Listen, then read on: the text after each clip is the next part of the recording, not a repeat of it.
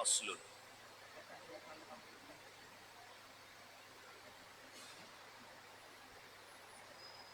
Alhamdulillahi rida'ir rahman.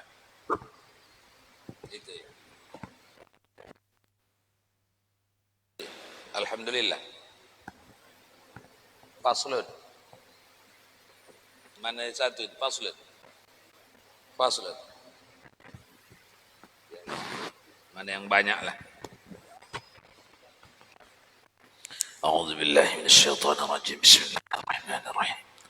إلى حضرة النبي المصطفى محمد رسول الله صلى الله عليه وسلم وعلى آله وأصحابه وأزواجه وذرياته ولكافة الأنبياء والمرسلين والعلماء والشهداء والصالحين شيء لله ولهم الفاتحة. أعوذ بالله من الشيطان الرجيم. بسم الله.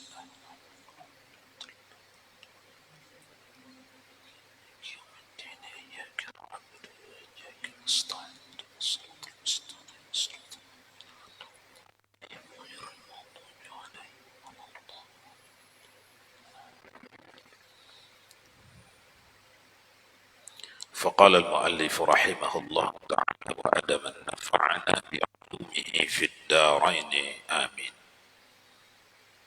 فصل في حقيقة الشكر. Ini satu fasal pada menceritakan hakikat syukur. Jadi bab ini akan berbicara tentang hakikat syukur. Dulu sebelum ini fadilat syukur, kelebihan fadilat. Sekarang hakikat.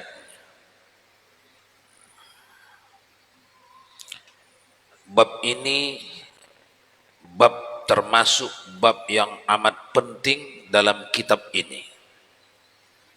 Bab ini adalah bab yang sangat penting dalam kitab ini. Satu. Yang kedua, bab ini adalah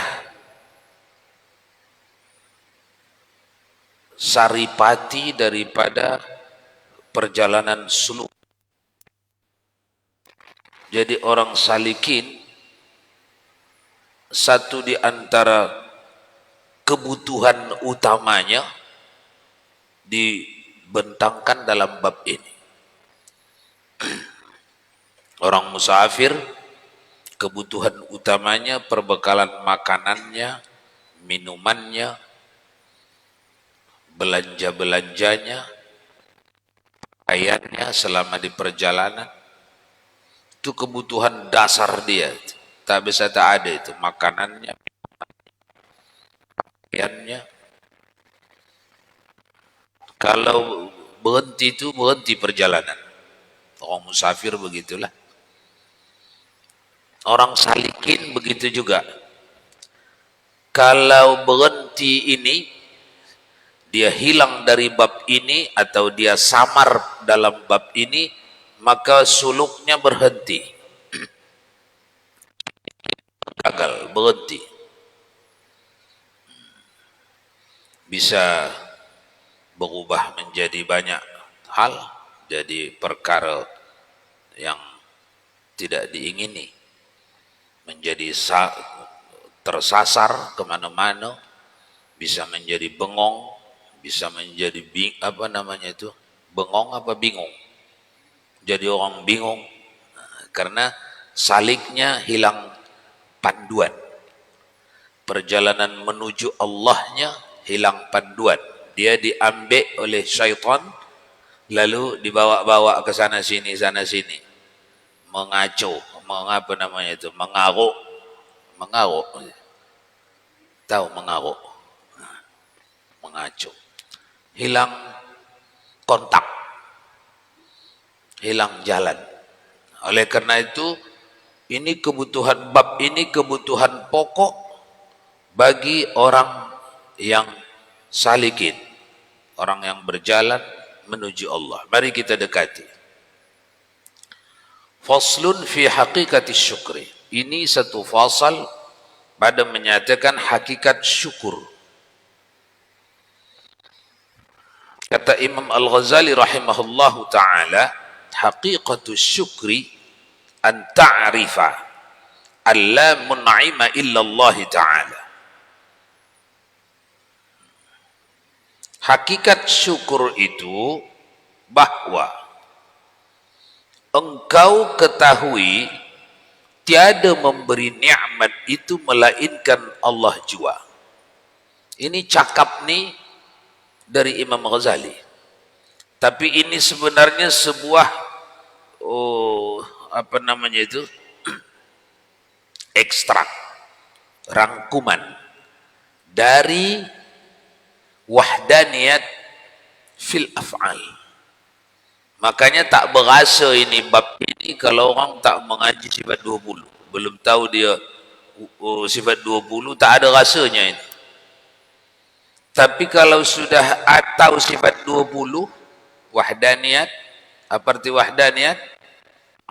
Esa Allah. Dalam bidang apanya Allah Maha Esa? Dalam bidang zatnya, sifatnya, dan af'al. Di sini seorang yang menjalani jalan menuju Allah, tugasnya di sini mengakui dengan fikirannya dan dengan rohnya, jantung, diakuinya, dan dengan lisannya diakui.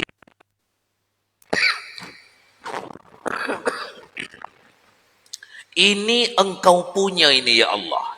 Ini hendak diakui, dicakapkannya. Ini engkau punya ini ya Allah. Yang mana? Yang ini, yang ini, yang ini, yang ini. Teruskan sehingga tak tersisa satu pun.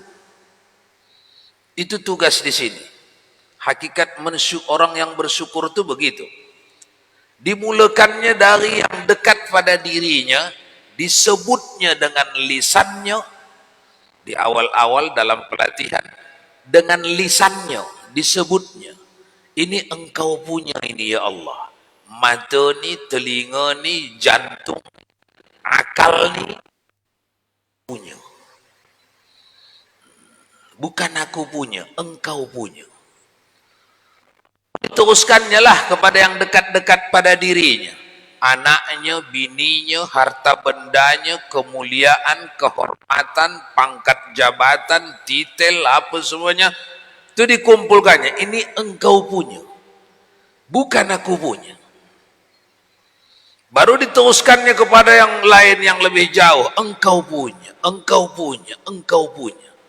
Engkaulah pemilik semua ini. Penggenggam semua ini. Itulah maksud Imam Ghazali dari cakapnya yang singkat itu.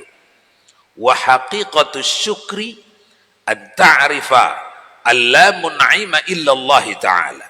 Hakikat mensyukuri nikmat Allah itu ialah engkau tahu, ta'rif, ma'rifat itu.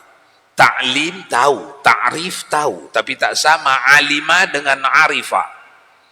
Kalau alima tahu dengan ini, otak, itu bisa dipelajari, orang yang tak muslim pun bisa itu mempelajari. Tapi kalau anta'rifa, arifah, ma'rifat, dia bukan tahu dengan ini, tahu dengan roh. Rohnya yang mengetahui. Seorang yang sedang bersyukur, hakikat syukur ialah anta'rifa, bahwa dia ma'rifat, mengetahui dengan rohnya, dengan jiwanya, la mun'ima illallah. Tidak ada yang punya nikmat ni semuanya melainkan hanya Allah saja. Tadi nikmat tu tunjuk satu persatu, mulai dari yang kecil-kecil, tunjuk itu nikmat milik Allah. Nikmat kemampuan melihat, kemampuan mendengar, kemampuan mengingat, kemampuan beribadat, itu nikmat Allah yang dikirimkannya ke kita. Kita tak punya apa-apa pun. Pengakuan ini di dalam roh jantung kita. Orang ni orang yang tengah berada di dalam hakikat mensyukuri nikmat. Hakikat bersyukur tu ini dia. Jadi tak bisa ditunaikan orang bersyukur sampai kepada hakikatnya, melainkan orang yang ma'rifat Allah, mengenal Allah. Jadi dasarnya mesti kita kembali kepada kajian tauhid kita, wahdaniyat fil sifat, wahdaniyat fil af'al. Sifat yang dimiliki ini semuanya adalah cermin dari sifat yang qadim Allah, lalu diberi Allah kemampuan melihat, mendengar, merasa, berilmu, mengingat. Ini semuanya sifat yang hanya dikirimkan Allah untuk tujuan tertentu. Apa tujuannya? La in syakartum la azidannakum. Kalau kamu mensyukurinya, ku tambah nikmatku. Apa arti ku tambah? Mungkin saja tidak ditambah di dunia, tetaplah dia di dunia macam itu aja.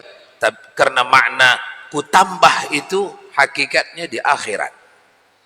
Jadi jangan pula awak menunggu-nunggu tak datang-datang lalu berhenti. Kata Allah, kalau disyukuri nikmat ditambahnya. Ini kok tak bertambah-tambah ini. Sebelah rumah saya yang tak mensyukuri malah bertambah-tambah.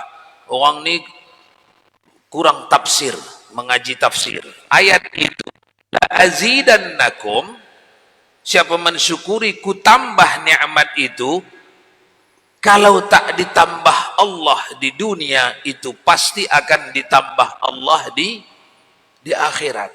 Makanya orang yang mengerti hakikat syukur, mereka itu awet muda. Karena tidak ada stres, kesel. Apalah ini, kenapalah begini? Dah. Bila diberi Allah sesuatu yang diinginkannya di dunia, itu artinya tak diberi lagi dia di akhirat besok. Bila belum diberi Allah, berarti Allah akan memberinya di akhirat. Pemberian Allah di dunia jauh lebih kecil dibanding pemberian Allah di akhirat. Karena pemberian Allah di dunia dua kemungkinan. Kalau tidak engkau tinggalkan pemberian itu meninggalkanmu. Contoh, apa yang dikasih Allah kepada kita di dunia? Kasih apa? Tanah? Apa? Harta. Iyalah, harta bentuknya apa? Mobil, rumah. Nah, rumah, kasih rumah. Rumah mewah. Jangan rumah hau-hau, danga-danga. Rumah mewah dikasih Allah pada kita di dunia. Dua kemungkinan. Kalau pandai kita merawatnya, panjang umur kita, maka rumah itu akan bertahan di tangan kita. Tapi tak boleh lama kali, karena umur kita paling panjang berapa? 70, 80, 100. Kalau 100 lebih pun udah jarang. Kalau pandai kita merawat rumah itu, kita yang meninggalkan rumah itu. Karena umur tak tahan lama-lama sangat. Satu. Yang kedua, kalau kurang pandai kita merawat rumah itu dah lepas, kita masih ada lagi, belum mati lagi. Kemana pergi rumah itu? Terjual, ditarik bank. Itu pemberian Allah di dunia, begitu cirinya. Tapi pemberian Allah di akhirat, jangan sebiji rumah mewah, sebiji gula-gula. Berapa harga gula-gula? 500 rupiah. Sebiji gula-gula. Tapi Allah bagi di akhirat, bukan di dunia. Maka kita punya gula-gula ini berapa lama? Selamanya. Tidak pernah hilang dari tangan kita di gula-gula ni selamanya. Sekarang pilih mana? Pilih gula-gula atau rumah mewah? Gula-gula. Fastaqim billah. Gigit dengan gerahammu. Karena sahabat ketika mendengar cerita ni sambil menangis mereka beramai-ramai, ya Allah, kalau macam ni ya Allah, mudah-mudahan segala doa kami janganlah engkau kabul di sini, di sana aja lah ya Allah. Itu doa para sahabat itu. Tapi jangan memaksa diri duduk situ ya. Paksakan diri duduk situ, besok habis keluar dari atas sajadah bergaduh di rumah dengan keluarga. Jangan memaksakan diri. Makanya agama ini luas. Allah sediakan tempat, mau duduk sini ada tempat, mau duduk atas lagi ada tempat, mau atas lagi ada tempat terus. Luas. Inna ardi wasi'ah fa iyaya fa'budun. Kembali kita dulu. Jadi apa yang dicakapkan Imam Ghazali dalam penggalan pertama ini merangkumi dasar akidah kita, tauhid kita. Dan hakikat syukur ialah engkau itu ma'rifat, anta'rifa, engkau ketahui, mengetahui dengan roh. Kalau anta'lima, engkau ketahui dengan akal. Beza itu. Ketahui dengan roh itu mengakibatkan diikuti oleh badan. Karena rohlah pemimpin badan. Tapi mengetahui dengan akal tidak diikuti oleh roh. Karena akal salah satu daripada anggota roh yang di bawah kepemimpinan roh.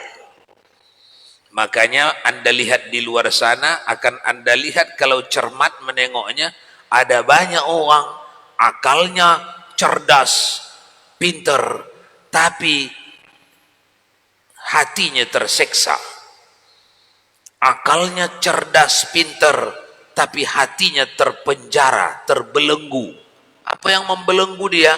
Ingin ini, ingin itu, tapi tak dapat-dapat. Itulah buat susah dia. Tapi orang yang ma'rifat tidak.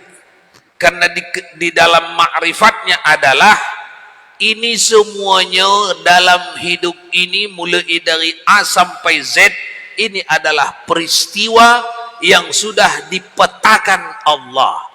Aku harus patuh kepada petanya Allah.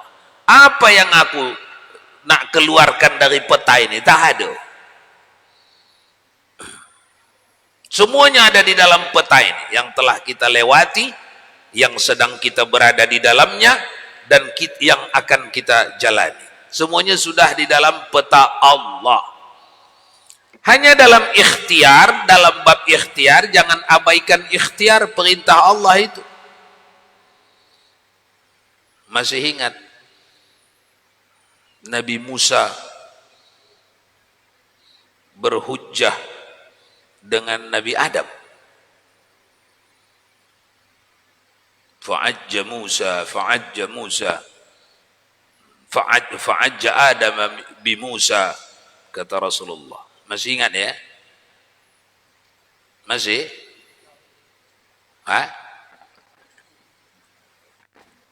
Yang menceritakan itu Rasulullah kepada sahabatnya. Yang diceritakan itu orang yang berjarak Adam dengan Musa, orang yang berjarak puluhan ribu tahun, tidak hidup keduanya satu zaman. Di mana orang nih yang bertengkar tuh, yang berhujjah tuh? Di alam roh. Karena roh tak pernah mati. Roh tidak terhalang untuk melangkah satu langkah dari tepi timur ke tepi barat. Itu tidak terhalang bagi roh. Jadi berhujjah orang ni bukan di alam dunia. Nanti datang ahli sejarah, ini khurafat, ini tak masuk akal. Nabi Adam dengan Nabi Musa tak satu zaman, ribuan puluhan ribu tahun, apa pula bisa berhujjah? Kemudian yang menceritakan Nabi Muhammad sallallahu alaihi wasallam, bila pula jumpa? Ini tak ketemu. Ini peristiwa ini di alam roh. Roh itu tidak ada tua dan muda. mulai sejak dicipta Allah, dia sekali cipta semuanya kun fayakun, adalah roh. Hanya didatangkan ke dunia, masuk ke dalam jasad, itu ada yang duluan, ada yang belakangan.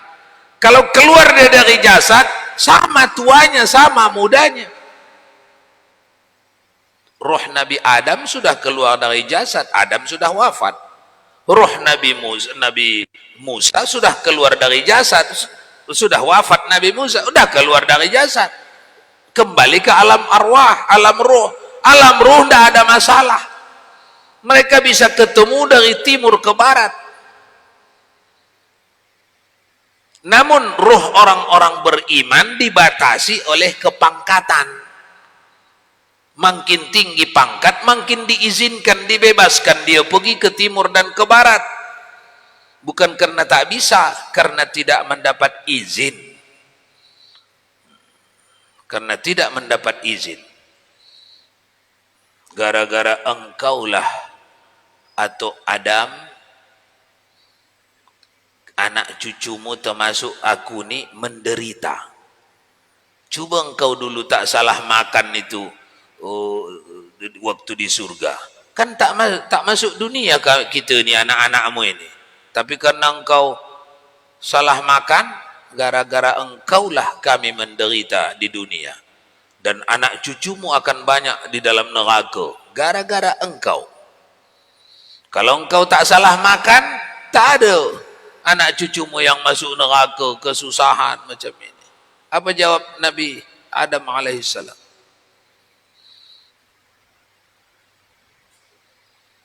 Engkau tak sukakah? Engkau salahkan akukah pada sesuatu perkara yang sudah ditetapkan Allah sebelum aku ada? Itu sehingga Rasulullah di dalam hadis nampak gigi samping Nabi sambil ketawa, hehehehehe, fa'ajja Adam ala Musa. Artinya itu apa? Memang komunikasi itu komunikasi pukul memukul. Jadi komunikasi pukul memukul itu ada di kalangan para anbiya wal mursalin.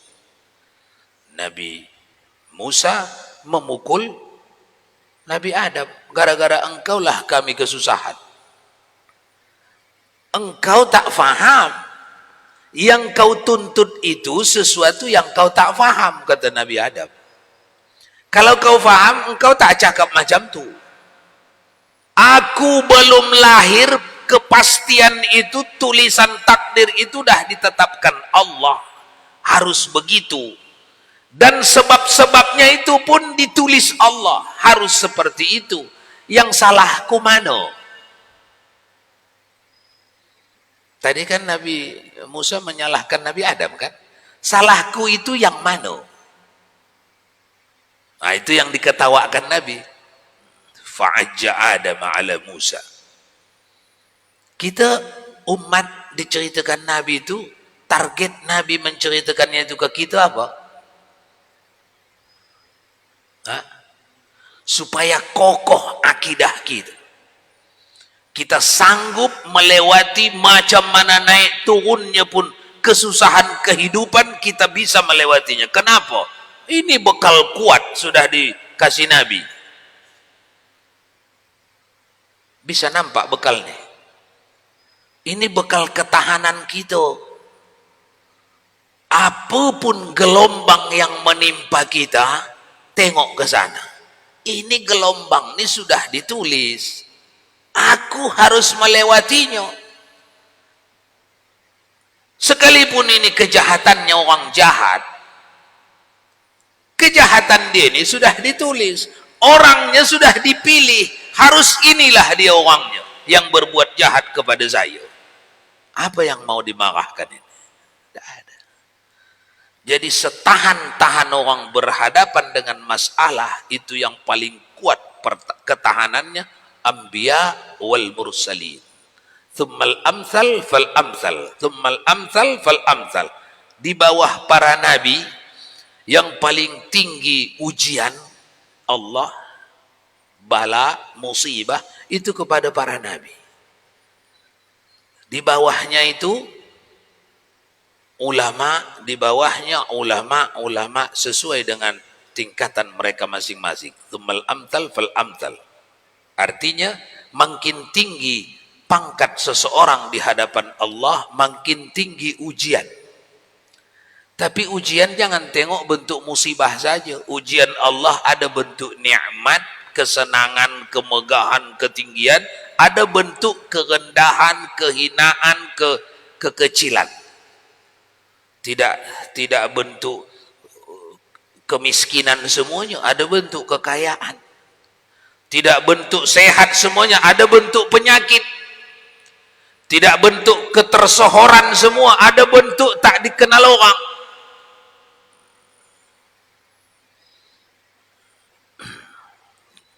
Lanjut dulu. Dan hakikat syukur itu bahwa engkau ketahui tiada memberi nikmat itu melainkan Allah jua. Itu terjemahannya begitu. Cakap Imam Ghazali tadi, mafhumnya sudah kita uraikan, pemahamannya sudah kita uraikan, bahwa hakikat syukur orang yang ma'rifat.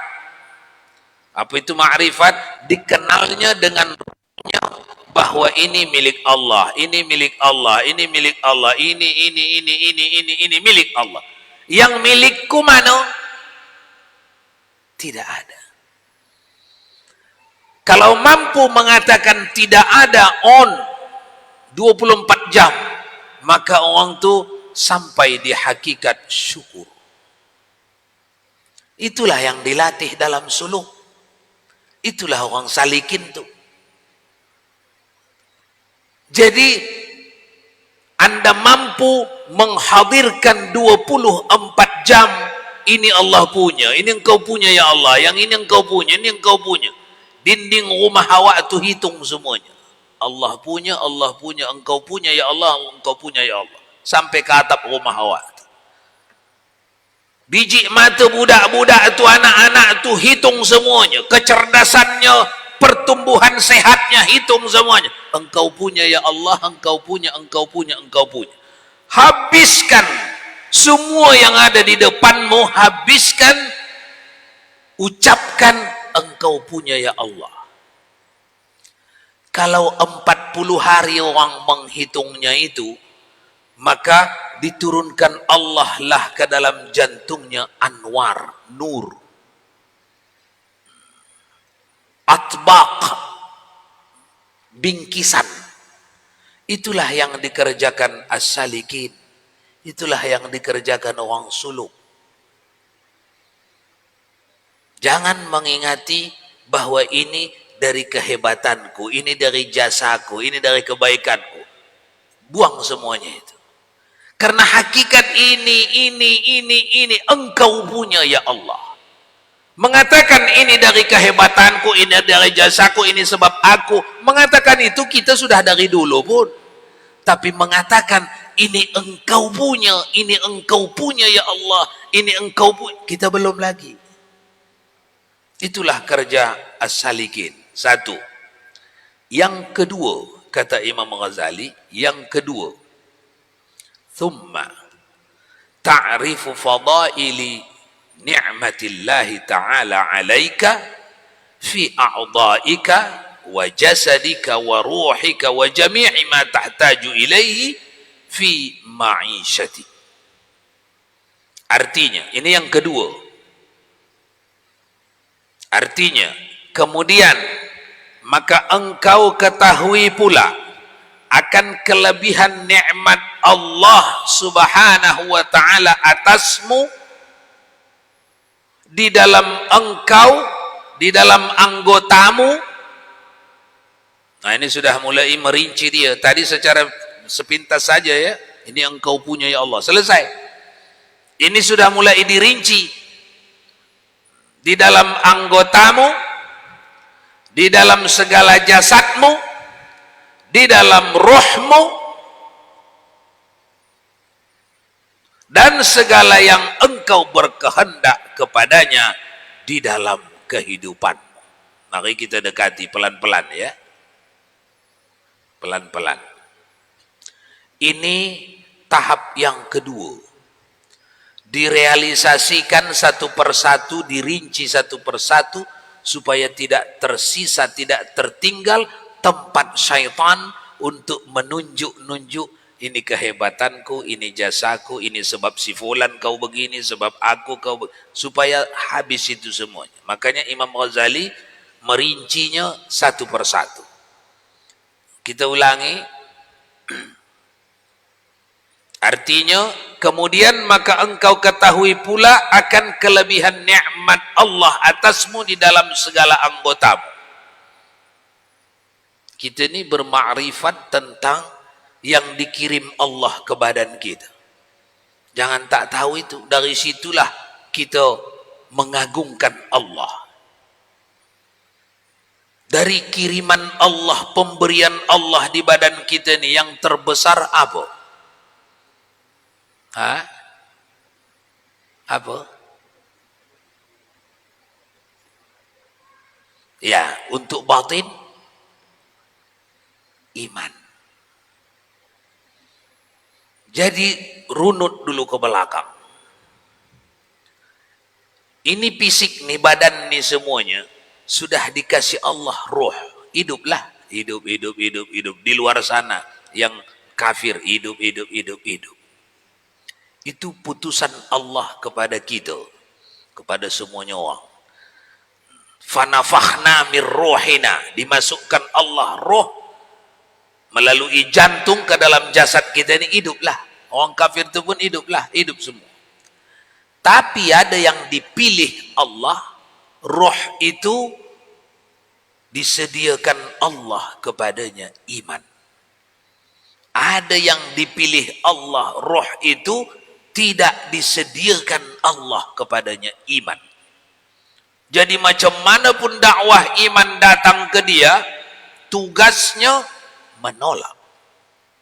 Ingat Abu Jahal, Abu Lahab, di dakwah Nabi, Nabi yang mendakwahnya.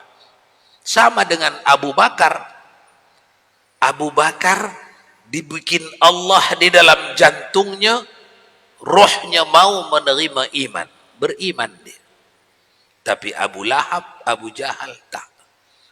Siapa yang memilih bahwa jantung kita dipilih Allah, ditetapkan Allah, mau menerima iman? Siapa yang menetapkan? Hanya Allah. Siapa yang mempengaruhi Allah? Tak ada. Siapa kawan Allah menetapkan itu? Sendirian. Kalau ditetapkannya kafir, di sana tempatmu. Di api neraka selamanya. Kalau ditetapkannya penerima iman jantung kita, di sana tempatmu, di surga selamanya. Penetapan itu putusannya sendiri. Coba hitung berapa besar keberpihakannya kepada kita. Berapa besar jasanya kepada kita. Tanpa ada keperluan apa-apa, dipilihnya kita mukmin. Seperti yang kafir, tanpa ada keperluan apa-apa, dipilihnya kafir. Maka di dalam neraka itu jadi kayu api itu, yang kita tak. Itulah hakikat alhamdulillah. Segala puji bagimu wahai Allah. Apa yang dipuji? Takdir-takdir yang ditetapkannya, tidak ada yang pantas kecuali hanya dipuji. Takdir apa yang terbesar? Takdir menetapkan kita mukmin. Orang mukmin berpeluang masuk surga. Walaupun di awal dia masuk neraka karena banyak dosa, tapi ujung-ujungnya masuk surga. Jadi ini kata Imam Ghazali, ini yang pertama. Dalam pembelahan yang di awal tadi, mensyukuri nikmat itu mengenal nikmat milik Allah, sekarang sudah mulai dirinci. Engkau ketahui pula akan kelebihan nikmat Allah atasmu di dalam segala anggotamu. Anggota zahir ada tangan, kaki, mata, telinga, Anggota batin ada roh dengan segala tenteranya. Nah, kita mulai masuki anggota batin adalah roh. Jadi roh kita ini mau menerima iman bukanlah kehebatan guru yang mengajar kita, bukan kesungguhan kita yang belajar, bukan jelasnya kitab yang kita baca, bukan, tapi ditulis Allah di Lauhul Mahfuz. Roh itu roh yang mau menerima iman. Itu yang sedang dicakap Imam Al-Ghazali. Kenali itu keputusan Allah tu, ingati itu keputusan Allah tu, akui itu nikmat terbesar.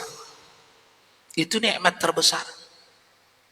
Satu, kelebihan nikmat Allah atasmu di dalam segala anggotamu. Satu. Yang kedua, dan segala jasadmu. Ini jasad kita ini harus kita kenali, tuan-tuan.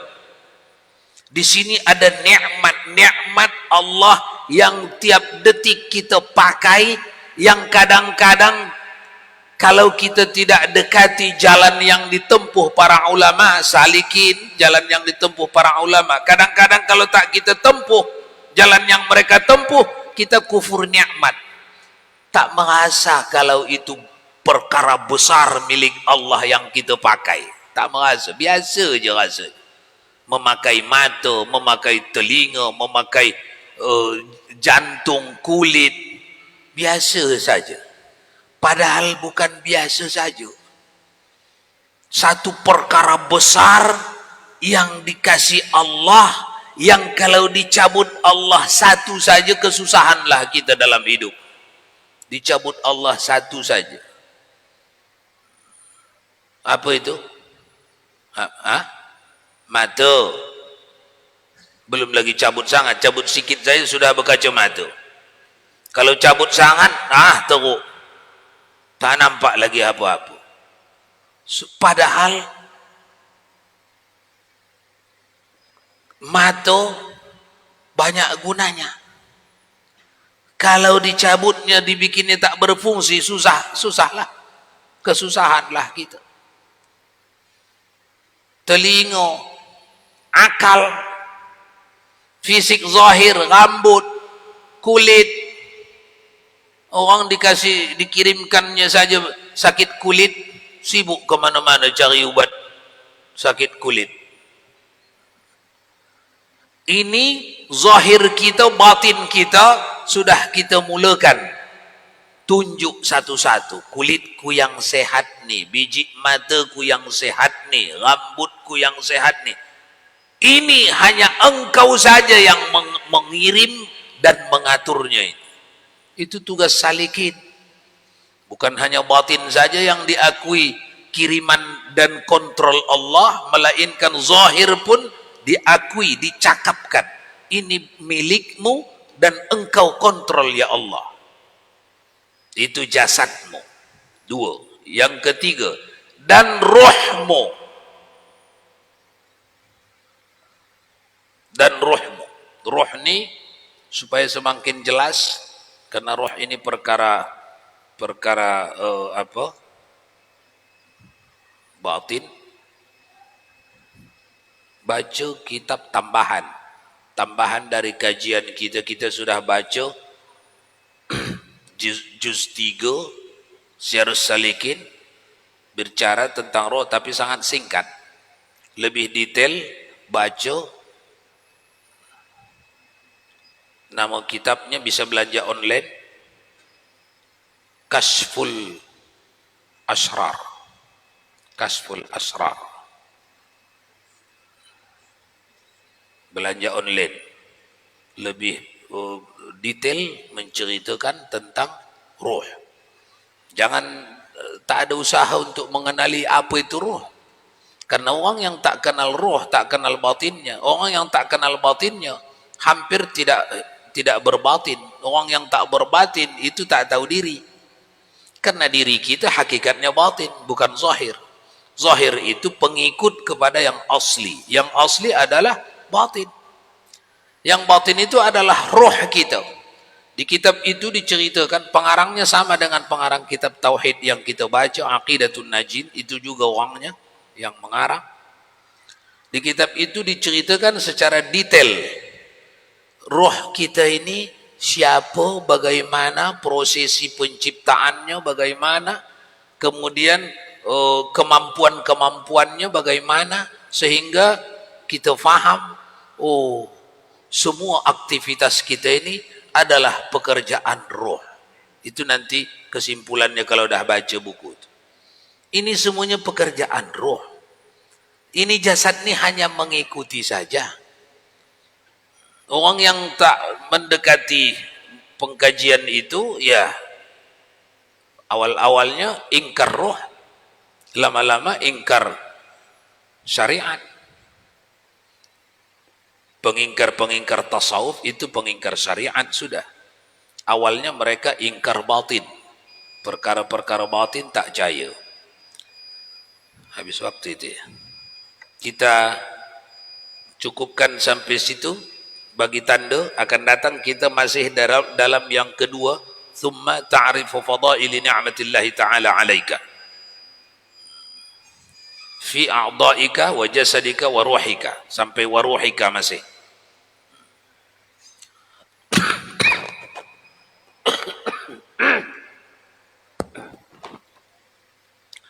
Tuan-tuan, kesimpulannya, mari kita memulai hakikat daripada mensyukuri nikmat Allah Subhanahu wa taala ialah menghadirkan nikmat itu di hadapan kita, lalu mengikrarkannya, ini engkau punya ya Allah, bukan aku punya. Kemudian di tahap yang kedua, rinci sehalus-halusnya nikmat itu, dirinci nikmat itu sekecil-kecilnya, kembalikan rincian itu semuanya kepada Allah, lalu pandanglah diri kita tak punya apa-apa di hadapan Allah. Itulah orang yang bersyukur. Nanti kelanjutannya, gunakanlah pemberian Allah itu di jalan yang diridainya, disukainya. Sempurnalah syukurnya seorang hamba kepada Allah. Orang yang macam itu dijamin la azidannakum, ku tambah. Nikmat yang ku kasih itu ku tambah. Walau penambahan tak kunjung datang di dunia, tersenyumlah. Karena itu janji Al-Quran. La azidannakum, ku tambah. Kalau tak datang di dunia, nah apa rupanya? Sekejap saja di dunia. Itu pertanda bakal ku tambah, tapi di akhirat. Allahu a'lam bissawab. Wa ilaihi marji'ukum fa unabbi'ukum bima kuntum ta'malun. A'udzu billahi minasyaitonir rajim. Bismillahirrahmanirrahim. Alhamdulillahi rabbil alamin wassalatu wassalamu ala asyrafil anbiya'i wal mursalin. Sayyidina wa maulana Muhammad wa ala alihi wa sahbihi ajma'in. Allahumma ya alim, ya azim, ya ghafur, ya wadud. اللهم زدنا علما وارزقنا فهما. اللهم ربنا علمنا الذي ينفعنا. ربنا فقهنا وفقه أهلنا وقرابات لنا في ديننا مع أهل القطر أنثى وذكر. رب وفقنا ووفقهم لما ترتضي قولا وفعلا كرما. اللهم إنا نسألك رضاك والجنة ونعوذ بك من سخطك والنار.